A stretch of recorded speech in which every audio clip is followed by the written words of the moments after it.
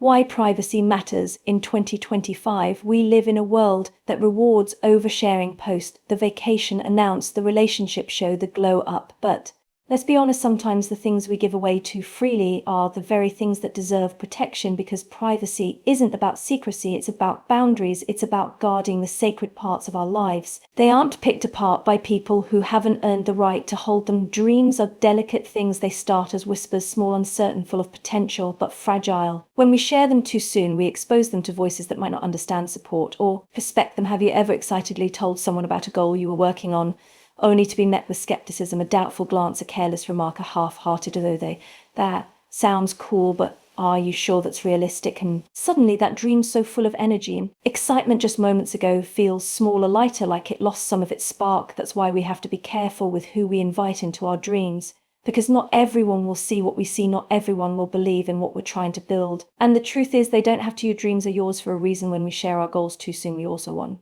your personal goals, plans. Protect your vision. Risk giving ourselves a false sense of accomplishment. Talking about it feels like progress. It tricks our brain into thinking we've already done the work.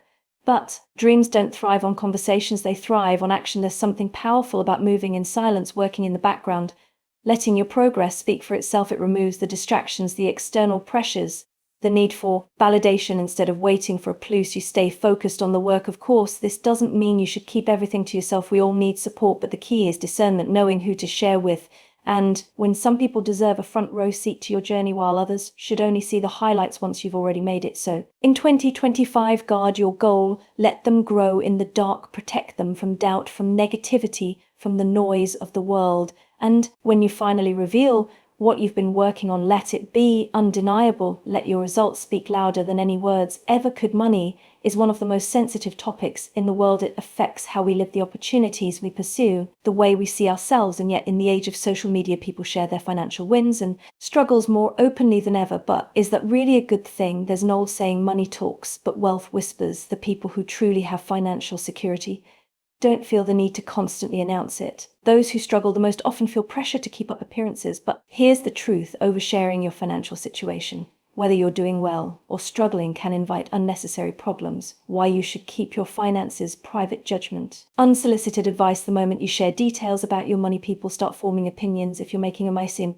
some will assume you're bragging. If you're struggling, some will look down on you or offer advice you never asked for. And let's be real, not all advice is helpful. Everyone has an opinion on money, but not everyone understands how to manage it well. Envy and expectations. Money changes relationships. If people think you're doing well financially, suddenly they expect you to pick up the check, lend them money, or fund their dreams. If they think you're struggling, they might assume you're irresponsible. Even if that's not the case, when people think they know your financial situation, they start treating you differently. Security risks.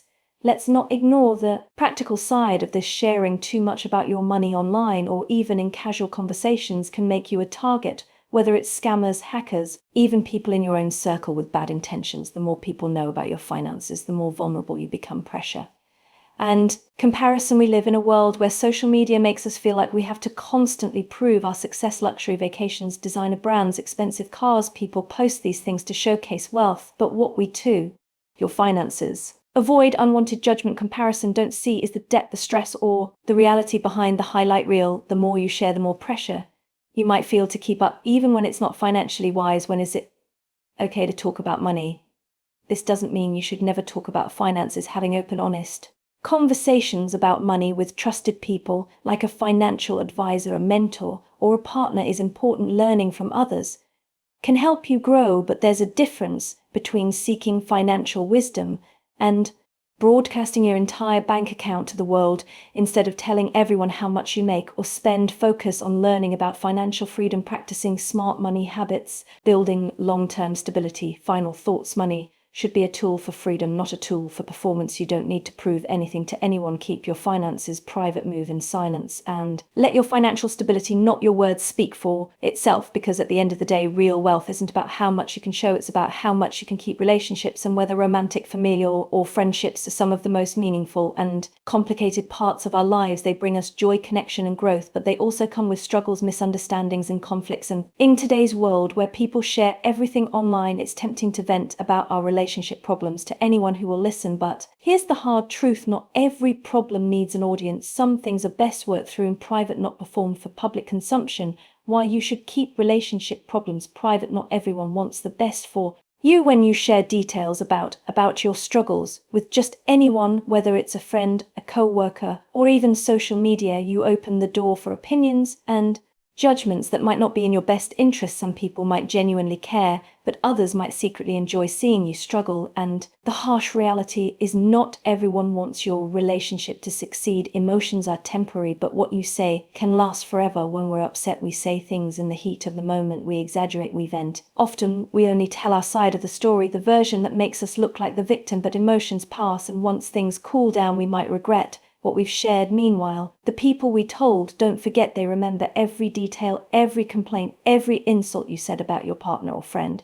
And even if you forgive, move on, they might not. Your relationship is between two people, not the whole world. A relationship is built on trust, communication, respect. When you constantly involve outsiders, whether it's social media, family, or friends, you weaken the foundation of your relationship. Instead of solving problems together, you invite outside influences that can complicate things even more. And sometimes those outside voices create doubts or pressures that wouldn't have existed otherwise. Publicizing problems can your relationship problems, solve issues, not publicize them. Embarrass your partner. Imagine finding out that someone you love has been airing your personal struggles to their friends or followers. How would that feel? Betrayal, humiliation, a loss of trust. When we share our problems publicly, we're not just expressing our feelings, we're exposing another person's vulnerabilities without their consent. Trust once broken is hard to rebuild. What you focus on grows. Have you ever noticed that the more you talk about a problem, the bigger it seems? Constantly venting about your issues can make them feel worse than they actually are. Instead of working on a solution, you stay stuck in the frustration, replaying the same problems over and over. Privacy allows space for clarity. When you keep things between you and the person involved, you can focus on fixing the problem instead of fueling it. When is it okay to talk about relationship issues? This doesn't mean you should suffer in silence. Some problems do need an outside perspective, but the key is choosing the right people to confide in. A therapist or counselor can provide unbiased guidance and tools for communication.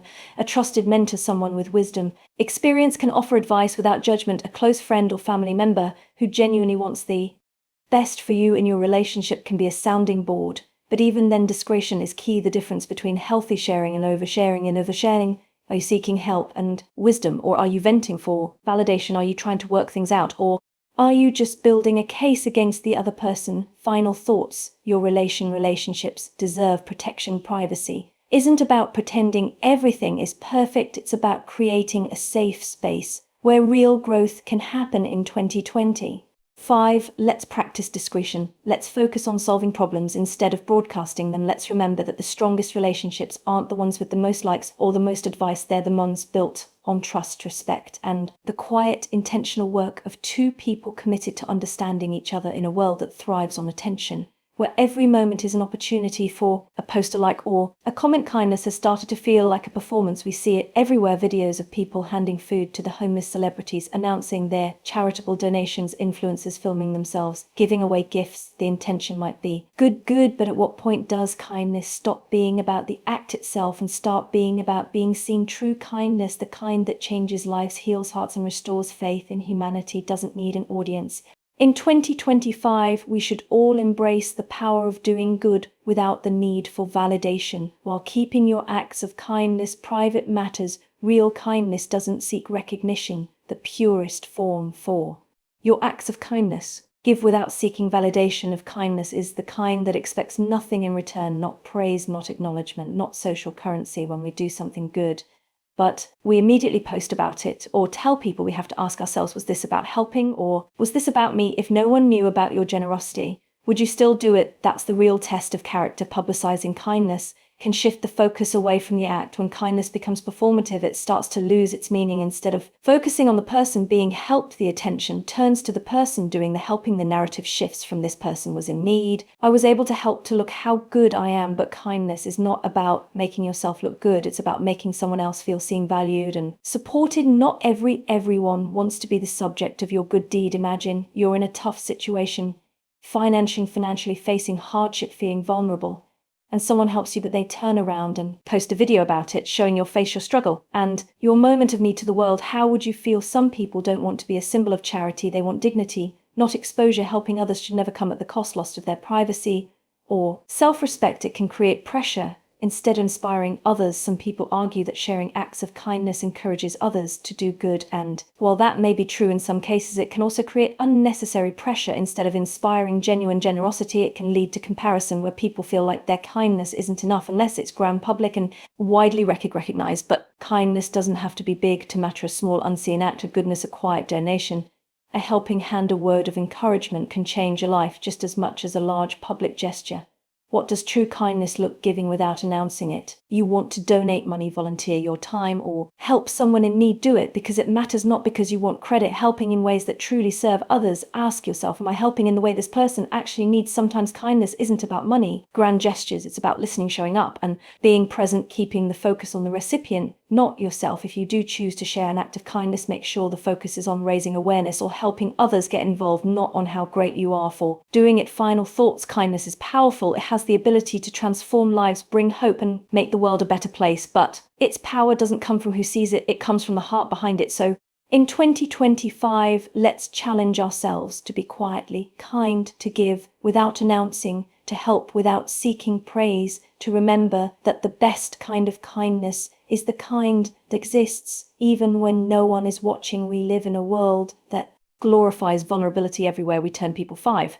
Your deepest fears, weaknesses. Share only with trusted people. Are encouraged to be real, to open up, to share their truth. And while vulnerability is a powerful force, it builds connection, fosters empathy, and allows for personal growth. There's a difference between authentic vulnerability and reckless exposure. Your deepest fears and weaknesses are not for public consumption. Not everyone deserves access to the most fragile parts of you. In 2025, we need to be intentional about who we trust with our struggles, because not everyone who listens is listening to understand why you should keep your deepest fears and weaknesses private. 1. Not everyone has good intentions. We like to believe that people are inherently kind. Many are, but the reality is not everyone will handle your vulnerability with care. Some will use your fears against you. Some will judge you instead of supporting you. Some will pretend to care just to gather information they can later exploit. Think about it.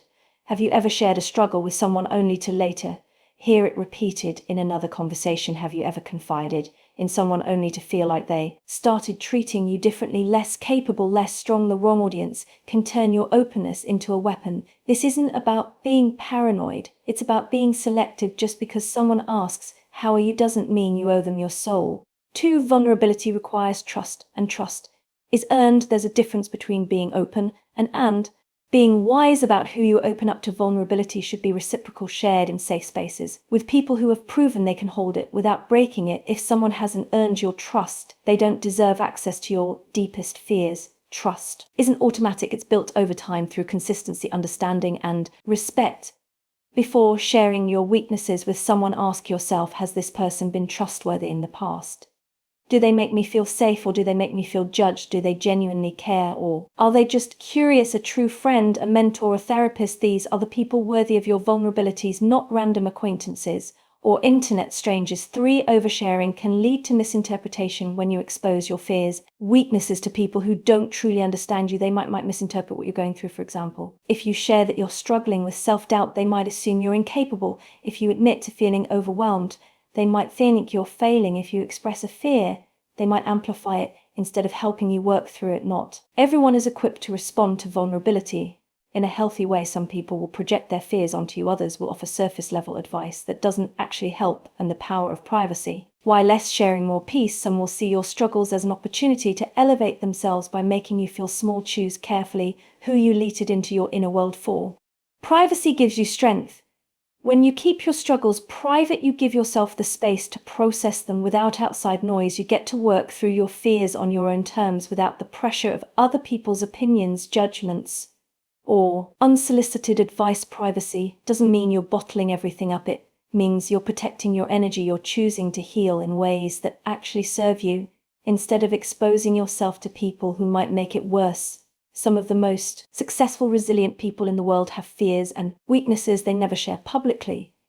It's not because they don't struggle, it's because they understand the power of internal resilience. They don't need the world's validation to work through their hardships. 5. Do you control your own narrative? When you share your struggles too freely, you give people permission to define you by them. Suddenly, instead of being seen as a complex, multifaceted person, you become the person who's always anxious or the one who's struggling with imposter syndrome. But you are so much more than your fears and weaknesses. By keeping them private, you maintain control over your story. You decide how you're perceived, you decide when and how you share and with whom. You decide what parts of your journey are personal and what parts are meant for the world. When is it okay to share your fears and weaknesses? This isn't about closing yourself off completely. Being vulnerable in the right spaces is important for growth and connection, but the key is discerning when, where, and with whom to share. Therapists, mentors, trusted friends are safe spaces for deep fears and struggles. Journaling and self-reflection can help you process things without external noise.